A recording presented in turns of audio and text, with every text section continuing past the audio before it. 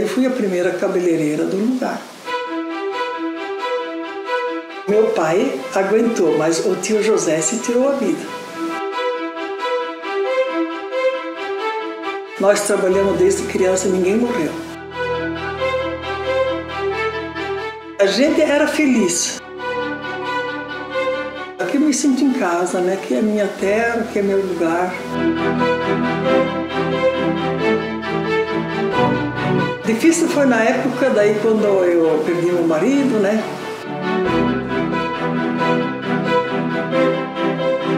Eu já entrei no coral, foi a melhor coisa da minha vida.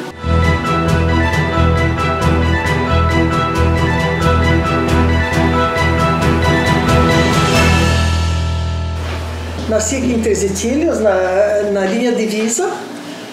Na época meus pais eram colonos, né? Moravam ali entre o Kohler e Unterberger, né? E ali fiquei até 6 anos de idade, né? Ali foi a minha infância. Aí então ali a gente depois comecei a ir para a escola com 6 anos, a gente ia a pé no chão, amassando barro na estrada, no frio, na chuva, né? E assim foi a vida. Mas filha de imigrantes? Sim, sou. Quem eram seus pais? Meus pais eram o Franz Schatz, né? Que ele veio com a família dele, que era meu avô, se chamava Franz também, Franz Schatz, minha avó Ana. E também avô, também por lado, porque a minha descendência é alemã e austríaca, né? É uma mistura. Porque o meu avô materno, da minha mãe, veio em 31 para Três Etilhas. Eles moravam ali, onde é o chocolate hoje, até um pouco mais para frente, ali era a terra do meu avô materno, o Wilhelm Klein, né, que veio em 31 para Três Etilhas. Você veio antes. E depois, então, meus avós paternos, né, chegaram em agosto de 34, vieram para o Brasil, né? Em 32, o meu pai veio na frente, meu pai com 20 anos e o tio José com 21. O meu avô, então, ele viu que tinha uma reportagem no jornal que o Thaler estava convidando o pessoal que quisesse sair de lá, né? Nem se falava em Brasília ainda, porque nem sabiam. Então, ele viu esse livro no jornal, e daí então meu avô se interessou, foi falar com ele. Tá, acertaram. Aí então o meu pai, o meu avô, quer dizer, já mandou na frente então meu pai e meu tio, né? Isso em 32, você vê. Era mais ou menos fim de 32, porque chegaram aqui só em 34. Então o meu avô achou assim, vamos mandar eles na frente para ir comprando terras, para quando a família chegasse, pudesse colocar, né? Mas as coisas não foram bem assim. Pensa, 2 rapazes novos, não falavam a língua, não entendiam de dinheiro e muito menos de agricultura, nada. Eles compraram o cavalo encilhado e viveram a vida como os jovens são, né? Aí, bom, não deu em nada. Assim, o meu pai aguentou, mas o tio José se tirou a vida. Ele ficou com muitas saudades, né? Estava vendo que estava demorado, porque foi 32, 33 inteiro, vieram só na metade de 34, né? Aí então ficou meio difícil. Aí então o meu pai era mais forte, certo, né? Ficou sozinho. Esperou até que viessem, foi escrito cartas, né? Que o tio se matou, se tirou a vida, tinha muitas saudades, porque o avô respondeu, não tem volta. Daí até então já tinham vendido, mas eles demoraram para vender a propriedade. Mas depois que venderam, daí... Isso lá na Áustria? Isso na Áustria. Olha, a gente era feliz. Era assim, vida muito simples, nem calçado não se tinha, porque nós vinhamos assim na escola como a gente podia, né? Não tinha uniforme, nada. Mas a gente estudava. A nossa escola era ali na casa do Sommer, agora eles desmancharam, né? Ali era a primeira escola que eu fui. Aí então, estudei até terminar, porque só tinha até o 4º ano. Daí o meu pai comprou lá em São José, lá tinha uma casa de comércio. Isso lá por volta de 55, por ali, né? Aí então se mudamos, ele vendeu a terra ali e fomos morar lá em São José. Lá ele tinha casa de comércio, então lá a gente continuou a vida, né? Assim, tinha mais irmãos, né? Eu tinha mais um irmão e mais três irmãs. Eu já sou a penúltima, né? Tinha os mais velhos. E assim, então, a gente era uma vida muito feliz. A gente gostava muito de cantar, de dançar, porque naquele tempo não tinha internet. Mal um rádio que depois apareceu. E com esse a gente aprendeu a cantar e, né? Era muito bom.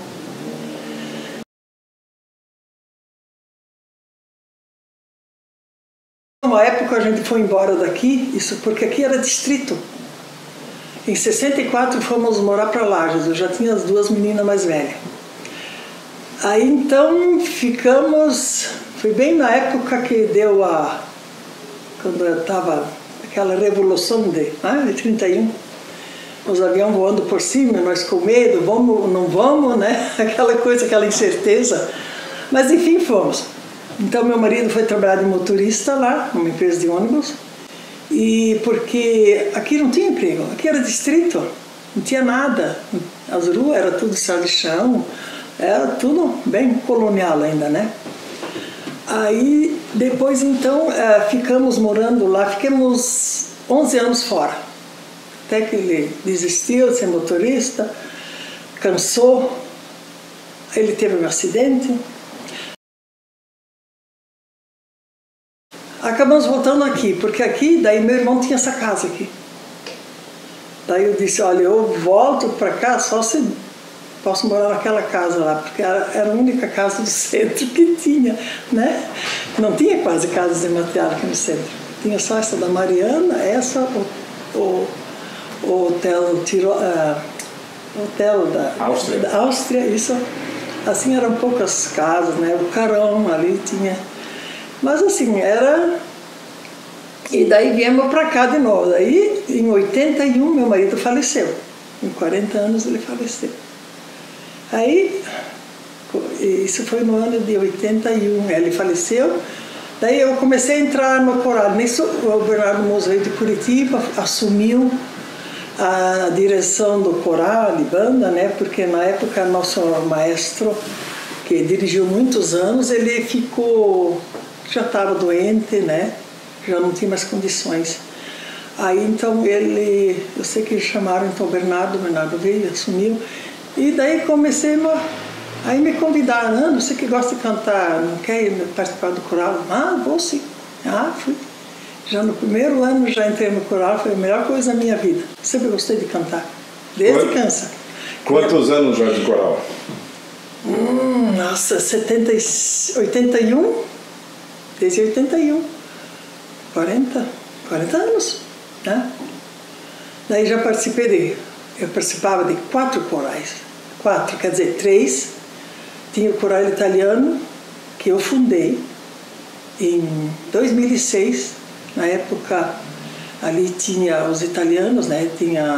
Hoje está meio parado, também por causa da pandemia, né? Mas sempre tinha os jantares, aí uma época... O Marangoni, ele era presidente, ele disse, Ana, você é capaz de formar um coral italiano? Ah, vou tentar.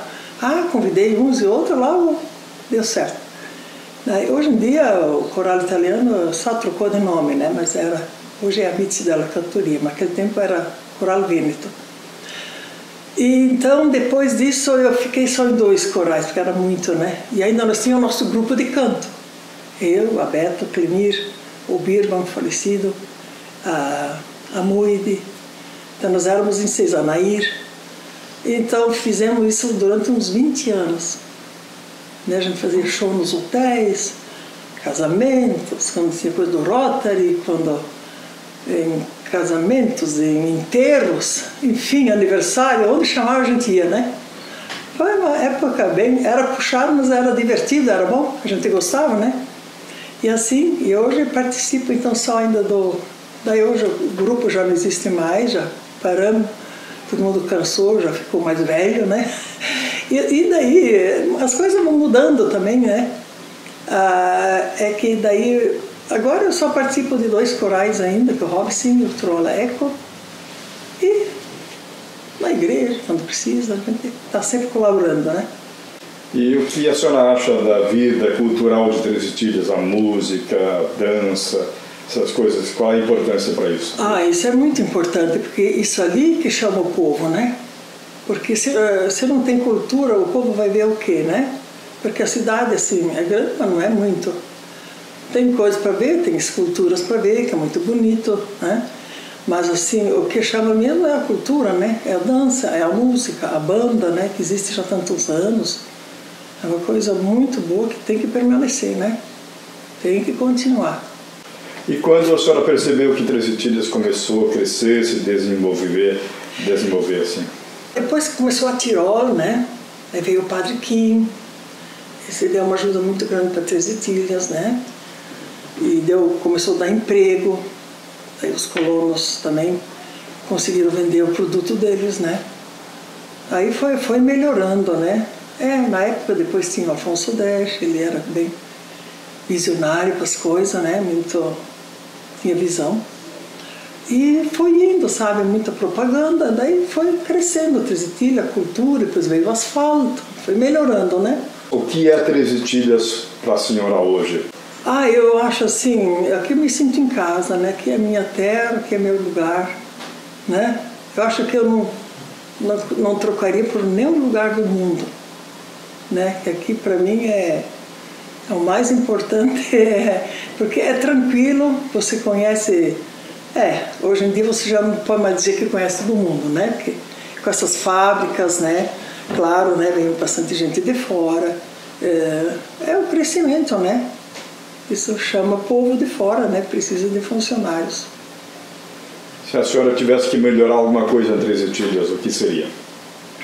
Olha, eu queria, assim, mais para a juventude. Porque eu vejo, assim, em primeiro lugar, eles deviam...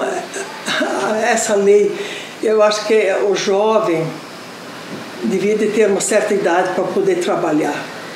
Porque já que a lei não permite, né? Porque uma criança com 12 anos já pode ajudar muita coisa. Porque nós trabalhamos desde criança e ninguém morreu, né? Porque o trabalho faz bem para todos.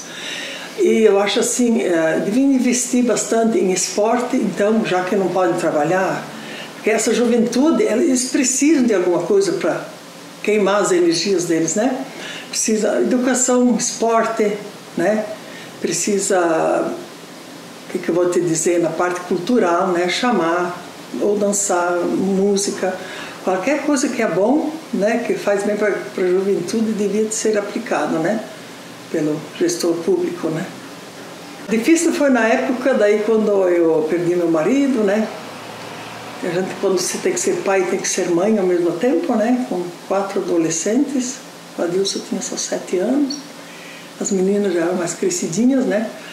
Mas foi bom, porque em 75, foi a minha sorte, né? Posso dizer, em 75 eu fui para São Paulo, na época que meu marido estava engessado, né? Ele teve um acidente.